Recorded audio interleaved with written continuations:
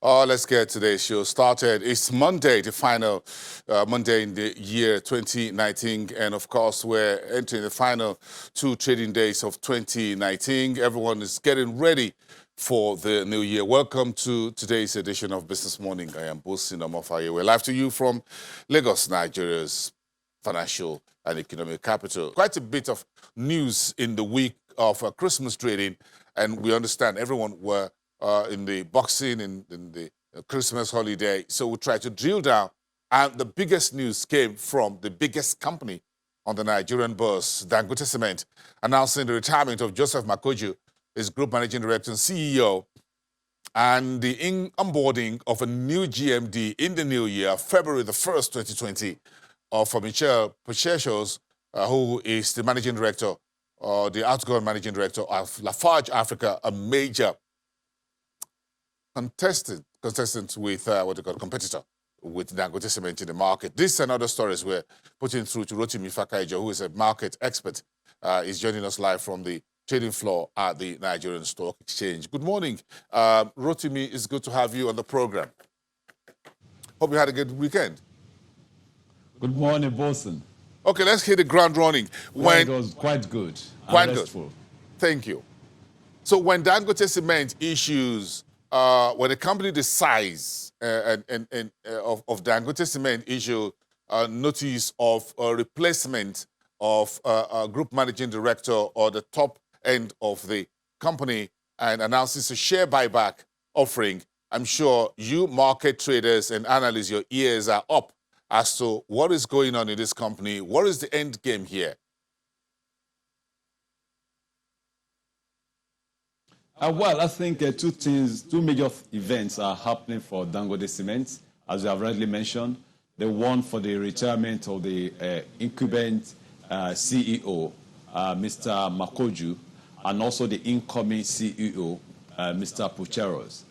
Incidentally, the two of them are breeds of Lafarge. We know fully well that Mr. Makoju has once been the CEO of WAPCO, then now Lafarge, and also the outgoing CEO of Lafarge WAP Africa is also the incoming CEO of Dangote Cement. And I think it's not sheer coincidence at all. For me, I believe it's going to be a plus for Dangote Cement because over the years they've really trended well. And I think this position will actually also increase their market share because what they know how to do best in Lafarge WAPCO will also be the new CEO will be bringing it along to join what Dangote Cement is already doing. So I believe it's going to be a very big plus for Dangote Cement, and I think it's a time to make a good choice of buying that stock, Dangote Cement. More so for the share buyback. If we stay with the Rotimi, just a quick one before we go to the share buyback or shares repurchase program. If we stick just about a minute with the change of leadership here, if you look at Makoju's tenure as the group managing director of Dangote Cement, what would you consider some of his footprints? This is one big individual in the cement business. Nigeria's business cement history. If you look at that, he was a two-time. It was a minister of power and all of that. So when we say Joseph Makoju in Nigeria's business and what he did for Dangote over the last 5-10 years. Yes, I think if we look at the trend in Dangote Cement, we see that it has actually had a lot of growth. And that growth has been majorly organic due to what Mr. Makoju has put on the table, coupled with the ideas that the chairman, Alhaji Dangote himself, has. And I think every investor of Dangote Cement are quite happy with what has happened over the years. And though it may be a big vacuum, but I want to believe strongly that they may not let him go fully. He may still remain on the board so as to at least continue to give what he knows how best to give. And I think with the CEO of Lafarge Africa coming in as the CEO of Dangote Cement, I don't think there is going to be any gap at all. And I think whatever vacuum that is going to be, definitely with time we're going to see it filled back, and we are definitely going to see a better and stronger Dangote Cement. Dangote Cement has expanded from just being a Nigerian cement company to being a Pan-African company doing business in about 14 African countries. And it doesn't look like it's stopping anytime soon with what is in the news, what the company is trying to do in Cameroon and in Togo as well, and has even expanded outside the cement business. So if you look at the construction sector, do you think getting someone in from Lafarge Africa, who is a major competitor to Dangote Cement, to cross over into Dangote Cement will raise the game for Dangote Cement in terms of the market share that it currently holds in the Nigerian space?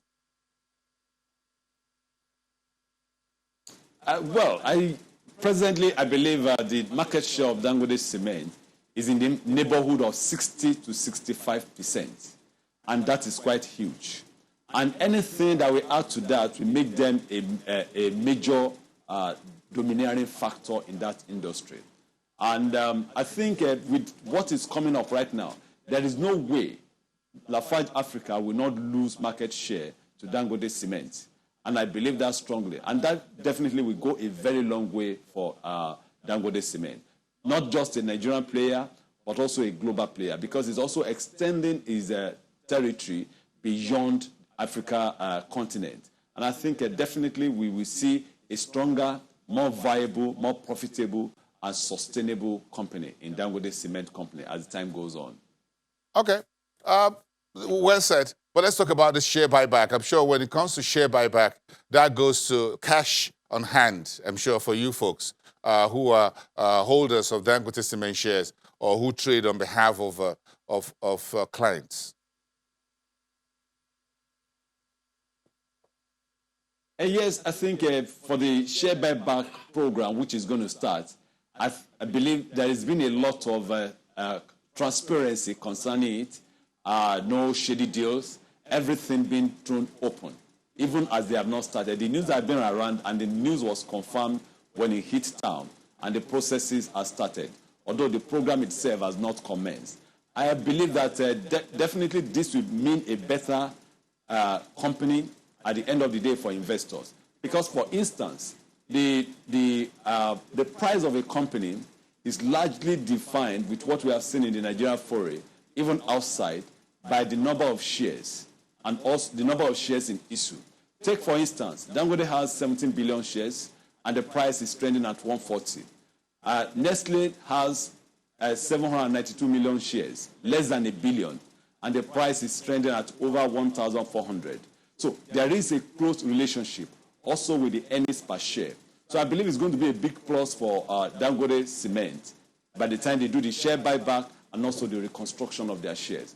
If we go outside the coast of Nigeria, if you look at a company like Microsoft in US, the number of shares in issue is about 7.71 billion shares. Whereas for Alphabet, Google, is about it's 792 million shares. And the price of Alphabet is close to $2,000, about $1,850. Whereas that of Microsoft is just a little above $148. So there is a close relationship between price of the shares and also the number of shares in issue. Dangote Cement has taken this into consideration, and they believe that there should be a better pricing for their shares. By the time they are done with the share buyback and also the reconstruction, we are definitely going to see a Dangote Cement company that will be the delight of every investor. Does it give comfort to analysts and investors and shareholders? Dangote Cement says, look, we're going to finance this share buyback from our reserves. So I look at the retained earnings for Dangote Cement, close to 800 billion naira. So for this share reconstruction of just about 1.704 billion naira, taking that from the reserves and funding it with the existing cash, what does that mean about the ability of this company to buy back its own shares with its existing money rather than depending on the cash flow that the company is doing? It makes sense here. So folks are asking questions about what would be the likely earnings per share, what would be the likely price on the market, what would be the likely dividend yield moving forward? Well, I think this is what the company is actually very much concerned about. And it's going to be a very big plus for the investors at the end of the day. Going further on that, by the time not everyone is going to participate in the share buyback, they're going to see a lot of good future in the company. So a lot of people will withhold, but it is only those shares that are free floating that actually cause fluctuation in prices that will actually be sucked up by this process. And the cost of this, I don't think the entire 1.7 billion shares will actually be taken back, and we may not even see more than 20% of that being taken back. And by the time that is done, we're going to see a share reconstruction following suit. And by the time that is achieved, we may see an earnings per share of Dangote Cement tending towards 50 naira per share, depending on the construction ratio. So all these things are definitely going to be the outcome is definitely going to be how the process turns out to be. But we are waiting earnestly. But all in all, investors, operators believe strongly that everything at the end of the day is going to be much, much better for all parties, for all stakeholders. So in a manner of speaking, you think the meeting of the shareholders of Dangote Cement scheduled for January 22nd, 2020, in just about 3 weeks from now, will ratify this share alteration, share reconstruction, and share repo program? Is that taken as given, that there will be a majority shareholders' approval? Yes. Okay, great. I believe it's going to sail through. It won't experience any trouble at all. Okay, great. So let's talk about another cement company that's in the news as we were wrapping up for Christmas and Boxing Day. Cement company of Northern Nigeria said was placed on full trading suspension because of its merger with Obu Cement Company, which, of course, that was an unlisted company. What do you think the cement company of Northern Nigeria, which is a Sokoto cement maker up northwest of Nigeria, trying to do? Trying to more market share? What exactly are they looking for? Well, I think for the two companies, CCNN, Cement Company of Northern Nigeria, and Obu Cement, which is located in Okpela in Edo State. From the records that we have, CCNN is presently having a production capacity of 2 million metric tons, whereas Obu Cement, from the record, is having about 6 million metric tons. And I think maybe from their financials, is quite, it looks good, the kind of ratio that they are approaching. And this is not the first time a thing like this is happening. When Dangote Cement was about getting listed on the Nigerian Stock Exchange, it actually came through the vehicle of Benue Cement Company, with Dangote Cement almost fully acquired before the actual merger with Dangote Cement and also what we are seeing today. So I think all these processes in time past have really yielded good results. And I think for CCNN and Obu Cement coming together, maybe looking at a price of about 35 naira, I don't think it's going to be a miss for investors at all. So I think it's all good things that we have to look forward to: a stronger company with more market shares and also a better widespread. The western axis, that is, the south-south axis, would definitely be the domain of Obu Cement. So CCNN is expanding its territory towards that side, and I think all in all is going to be definitely better for the company. And I believe investors definitely will have a last laugh at the end of it all. This is how the market treats the news. The shares of CNI leasing down because the rights offer has been extended until January next year. Well, it's a good development. It definitely will encourage better participation. Those who are yet to take up their rights will only have that mindset to do so, and also the majority shareholders will be as well prepared to actually see if they could take up more than the shares that are renounced or not even attended to at all. So I think it's a good development. It happens now and then whenever rights issues take place. And we believe strongly that is to bring a better outcome for CNI leasing at the end of the day. Great one. What else are we learning this morning? The stock market main index looks like it's starting on a green note. Even though we're for the year, we're 15.9% in the negative territory. We're far, far behind. In fact, we are in the water if you compare us with the Kenyan market.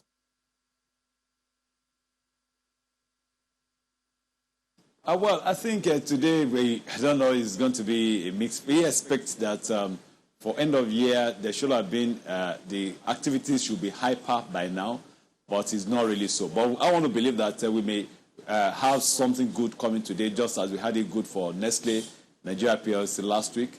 We may have it good for maybe like the likes of maybe Dangote Cement, MTN, and the major stakeholders, and also those in the banking sector, to actually improve the all-share index today. But the market is still very much early, so there is nothing substantial right now. But we hope that as the market trends, we're definitely going to be a better trading session today. Rotimi, thank you so much. We appreciate your starting and being part of the ending of the program today. Thank you so much, Capital Market Analyst. Let's just have about a minute to have the cutting razor at the debt market. Olubenga Shunake from Access Bank is live to us from FMDQ Exchange Place in downtown Lagos. Benga, good morning. Morning. Yeah, okay, tee off the debt market for us. Well, it's the season, so the market is really slow at the moment. Not much activity is going on. People just basically try to wrap up their books for the end of the year. So what we're typically seeing is a bit of lull. On the bond side, we're seeing yields trickle up slightly just because of inactivity, nothing significant there. On the T-bill side, a bit of activity here and there. Yields a bit higher, but maturities are coming in. The T-bill is doing almost, so really nothing out of the ordinary going on. Okay. Benga Shunake, thank you very much. As you said, it's a very quiet Monday at the fixed income market. Have a great day from Access Bank. We appreciate your being here, fixed income dealer. Now, let's just hint you one big news that's going to take about another 1 year to come. That will be in year 2021.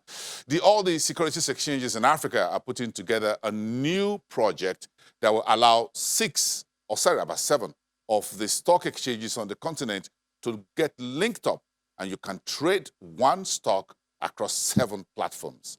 That's coming in the first quarter of 2021. That's according to a Bloomberg report. And that's progress report. It's in the making. First quarter, 2021. Happy 2020 will be in the next 48 hours. I'll see you tomorrow, the final trading day of 2019.